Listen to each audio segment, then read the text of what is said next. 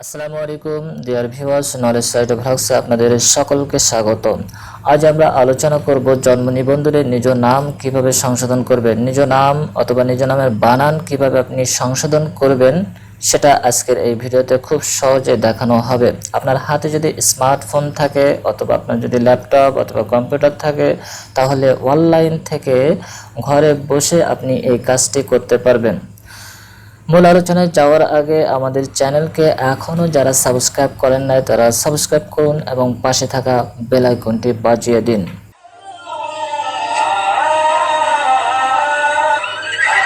জন্ম নিবন্ধনে নিজ নাম সংশোধন, নিজ নামের বানান সংশোধন করার জন্য আপনাকে একটি ওয়েবসাইটে যাইতে হবে।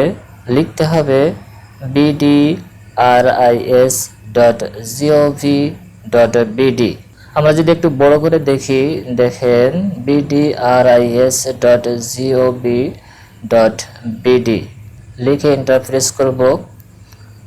করার সাথে সাথে আমাদের সামনে একটি নতুন ইন্টারফেস চলে আসবে। হোম, জন্ম নিবন্ধন, মৃত্যু নিবন্ধন, ব্যবহারকারী সংযোজন। এখান থেকে জন্ম নিবন্ধনে আসব। আসার পরে অনেকগুলো অপশন আসবে, তার মধ্যে জন্ম নিবন্ধন তথ্য সংশোধন আবেদন, এখানে আমরা ক্লিক করব। ক্লিক করার সাথে সাথে একটি নতুন ইন্টারফেস চলে আসবে। আসার পরে আমরা এখানে জন্ম নিবন্ধন নাম্বার দিব। সিকিউরিটির সাথে আমরা এটি হাইড করে রাখবো। নিচে জন্ম তারিখ, যে জন্ম তারিখ সেটা এখানে দিতে হবে। তারিখ, মাস, সাল তিনটি এখানে উল্লেখ করতে হবে। করার পরে নিচে যে অনুসন্ধান অপশন আছে এখানে ক্লিক করব। ক্লিক করে দেখেন নিচে তথ্য শো করতেছে, সবগুলো তথ্য নিচে দেখা যাচ্ছে। এখন আমরা নির্বাচন করুন, নিচে যে নির্বাচন করুন এখানে ক্লিক করব। করার পরে দেখেন আপনি কি নিশ্চিত, কনফার্ম, এখানে ক্লিক করব। ক্লিক করার পরে দেখেন নতুন একটি ইন্টারফেস আমাদের সামনে চলে আসছে। উপরে লাল এতে লেখা আছে 4 বার সংশোধন করা যাবে। আপনি কি সংশোধন করবেন এখান থেকে সিলেক্ট করতে হবে। ইংরেজি, আমরা ইংরেজি নাম, ইংরেজি বানান সংশোধন করব। ইংরেজি অপশন এখানে ক্লিক করার পরে আমরা লিখে দিব চাহিত সংশোধিত তথ্য, আমরা কি সংশোধন করতে চাই সেটা লিখে দিব। পাশে এখানে নির্বাচন করতে হবে ভুল লিপিবদ্ধ করা হয়েছিল এই কারণে, কারণটা কি।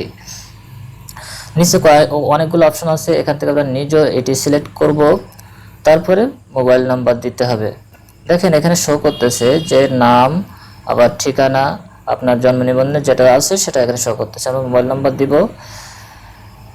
মোবাইল নাম্বার দেওয়ার পর নিচে সংযুক্ত প্রতিটি ফাইলের জন্য সর্বোচ্চ ফাইল সাইজ হবে 100 কিলোবাইট, অর্থাৎ 100 কিলোবাইটের সেতে বেশি যদি ফাইল সাইজ হয় তাহলে সেটা নেবে না। সুতরাং 100 কিলোবাইটের নিচে ফাইল সাইজে করতে হবে। এখন সংযোজন করব। ফাইল সংযোজনে আনার পরে স্টার্টে ক্লিক করব। আবার আরও ফাইল সংযোজন করতে হবে, আবার স্টার্টে ক্লিক করব। দেন এগেইন ফাইল সংযোজন, এগেইন স্টার্ট বাটনে ক্লিক। এবার আমরা নিচে আসি। দেখেন পেমেন্টের মাধ্যম হলো দুইটা মাধ্যম, ফি মাধ্যম, চালানের মাধ্যমে। চালানের মাধ্যমে যদি আপনি করতে চান এখানে দেখেন অনেকগুলো অপশন আছে, সেগুলো সবগুলো ফিল আপ করতে হবে, কিন্তু ফি আদায় এখানে রেখে আমরা সাবমিটে ক্লিক করব।